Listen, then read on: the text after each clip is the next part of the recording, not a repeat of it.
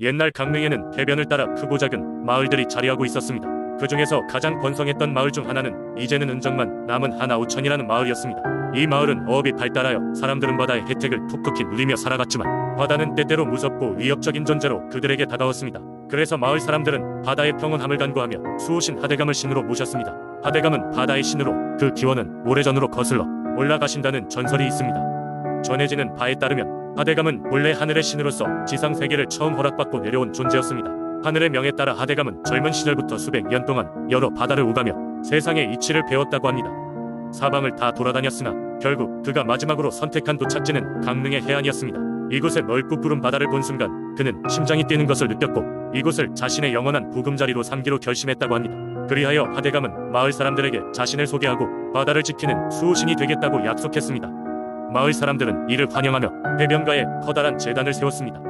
해마다 바람이 서늘하게 불기 시작하는 가을의 초입에 마을 사람들은 바다를 향해 제사를 지내며 하대감께 감사를 드리고 무사를 기원했습니다. 이 제사는 하대감제라고 불리며 마을의 큰 행사로 자리 잡게 되었습니다.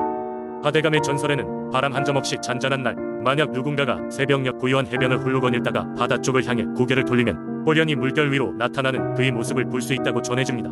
이때 하대감은 하얀 비단 옷을 입고 푸른 고깔 모자를 쓴 거대한 늙은 신선의 모습이며 그의 얼굴은 늘 은은하게 미소를 띠고 있다고 합니다. 그의 모습을 보고도 두려워하지 않고 크게 인사를 올리면 하대감은 그 사람에게 오래도록 복을 내린다는 이야기도 있습니다. 어느 해 유난히 거센 폭풍우가 마을을 덮쳤습니다. 사람들은 배지를 나가지 못하고 모두 집에 틀어박힌 채 하늘의 무여움을 달래기 위해 날마다 기도를 올렸습니다. 하지만 폭풍우는 한 달이 넘도록 그칠 기미가 보이지 않았습니다. 그러던 어느 날 한 젊은 어부가 마을의 장로들에게 말했습니다.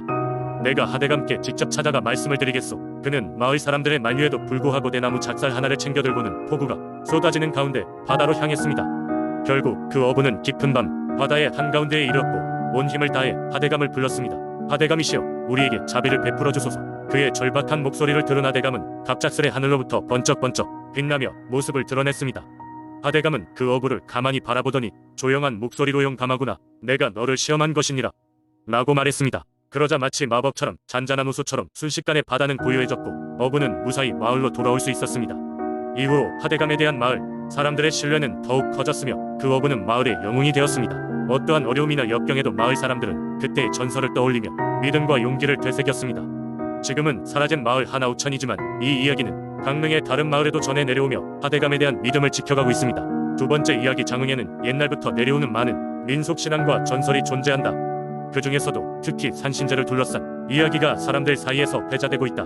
장흥의 깊은 산속 수백 년이 넘은 고목들이 빽빽이 들어찬 곳엔 언젠가부터 산신의 고개라 불리는 작은 고개가 있다. 이 고개에 얽힌 전설은 매우 오래되었으며 매년 열리는 산신제는 지역 주민들뿐 아니라 외지인들까지 끌어들이는 명절 같은 행사로 자리잡고 있다.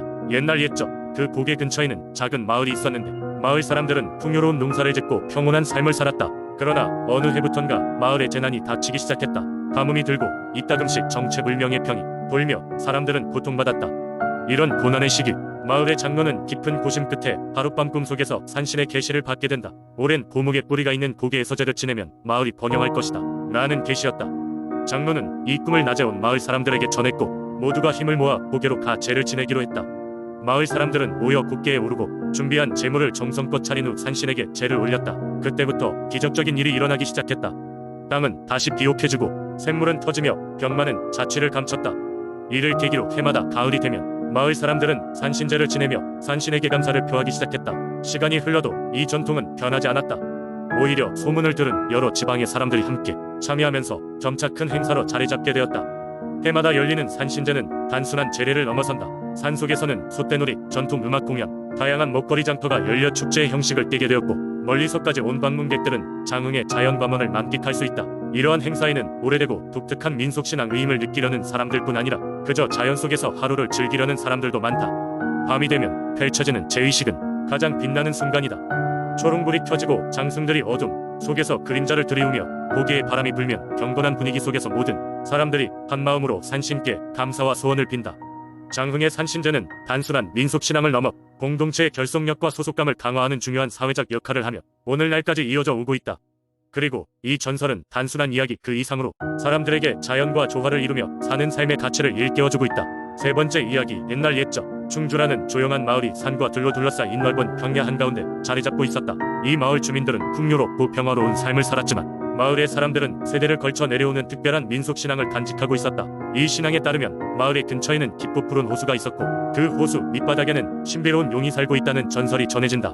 용은 충주의 주민들에게 축복과 번영을 가져다 주는 존재로 여겨졌으며 그들에게 언제나 풍작과 안정된 삶을 보장해 주었다. 그러나 용의 축복을 받기 위해서는 그의 안녕을 기원하는 의식을 행해야 했다.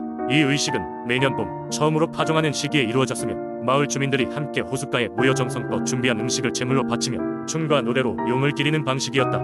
이 호수는 보통 차갑고 고요했으나 용의 기분이 불쾌할 때면 물결이 거칠어지고 호수의 깊은 곳에서부터 으르렁거리는 소리가 들려왔다고 한다.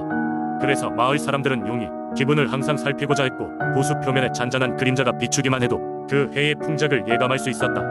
한 해에는 알 수 없는 이유로 용이 크게 화가 난 듯 호수가 거칠게 출렁이고 마을에는 3일 밤낮으로 비가 쏟아져 내렸다. 제사장은 이 사태를 수습하기 위해 마을의 원로들과 함께 호수로 향했다. 그들은 온 마음을 다해 용을 무마시키기 위해 기도를 드렸다. 마치 용이 그들의 간절함을 들은 듯 갑작스레 폭풍우가 멈추고 호수는 평온을 되찾았다.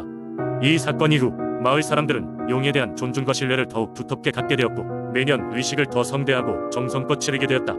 시간이 흐르면서 과학과 기술이 발달하며 많은 전통이 사라졌지만 충주 마을의 주민들은 여전히 해마다 용의 전설을 기리기 위한 작은 축제를 열고 있다. 이 축제는 마을의 젊은이들에게는 조상의 지혜와 유산을 배울 수 있는 기회가 되며 마을 사람들 모두가 하나 되어 과거와 현재를 연결하는 중요한 문화 행사가 되고 있다. 전설의 용은 직접 모습을 드러내지는 않지만 사람들은 언제나 그 용이 여전히 마을의 집과 들을 지켜보고 있다고 믿는다. 네 번째 이야기. 옛날 옛적 잔잔한 바다와 그림 같은 해안을 가진 통영의 작은 어촌 마을에는 한 어부가 살고 있었습니다. 그의 이름은 영호였고 마을 주민들은 그를 바다의 아들이라고 불렀습니다. 그 이유는 영호가 그것을 생명력으로 느낄 정도로 바다와 깊은 유대감을 가지고 있었기 때문이었습니다. 그는 바다를 사랑했고 바다도 그에게 많은 것을 주었습니다. 매일 아침 영호는 해가 떠오르기 전에 일어나 작은 나룻배를 타고 대양으로 나가 고개사처럼 그물을 던졌습니다. 그의 그물에는 항상 풍부한 물고기가 걸려들어 마을 사람들은 그를 존경했습니다. 그러나 어느 날 그의 삶은 갑자기 변하게 되었습니다. 가을이 막 지나고 초겨울에 바람이 서늘하게 불던 어느 날 아침 영호는 평소와 다름없이 바다로 나갔습니다. 하지만 그날따라 이상하게도 물고기는 쉽게 잡히지 않았고 바다는 잔잔했지만 오묘한 분위기를 내뿜었습니다. 영호는 이상함을 느끼면서도 그물을 더욱 깊이 던졌습니다. 그러다 커다란 새 한 마리가 그의 그물에 얽혀있는 것을 발견했습니다. 그 새는 긴 깃털이 아름다운 학이었습니다. 영호는 당황했으나 곧 마음을 가다듬고 학을 풀어주기로 결심했습니다. 그는 아주 조심스럽게 그물을 풀어나갔고 학은 다행히도 상처를 입지 않았습니다. 영호는 학을 품에 안고 그것이 날아오르기 전까지 다정하게 보살폈습니다. 학은 마치 고마움을 표하듯 그의 주위를 한 바퀴 돌고 나서야 파란 하늘로 날아갔습니다. 얼마 후 영호는 자신이 처음으로 포기했던 바다를 떠나 마을로 돌아가기로 마음먹었습니다. 그가 마을로 돌아가자 마을 사람들은 그를 보고 저마다 놀랐습니다. 그 이유는 영호가 손에 하나 가득 들어찬 진주를 들고 있었기 때문입니다. 영호는 자신도 어찌된 일인지 모르겠다고 했고 그저 그 진주는 학이 그의 그물을 뚫고 날아오르면서 그의 주머니로 떨어졌다고 설명했습니다. 이후로 영호는 매일 밤 꿈속에서 흰 학을 만났고 그 학은 그를 바다의 더 깊은 곳으로 인도했습니다. 그 학의 인도 아래 영호는 이전에는 본 적 없는 더 많은 진주와 보석들이 숨겨져 있는 바다 속으로 점점 더 깊이 들어갔습니다. 그리고 그 과정에서 영호는 마치 학이 된 듯 바다 위를 날아다니며 부르부러워졌습니다. 영호의 전설은 인근 모든 마을에 퍼져나갔습니다. 사람들은 영호가 결국 학이 되어 바다로 영원히 떠나갔다고 믿었습니다. 그의 전설은 영원히 전해져 내려오며 통영의 바다를 사랑하던 한 어부의 신비롭고도 고요한 사랑 이야기로 남았습니다.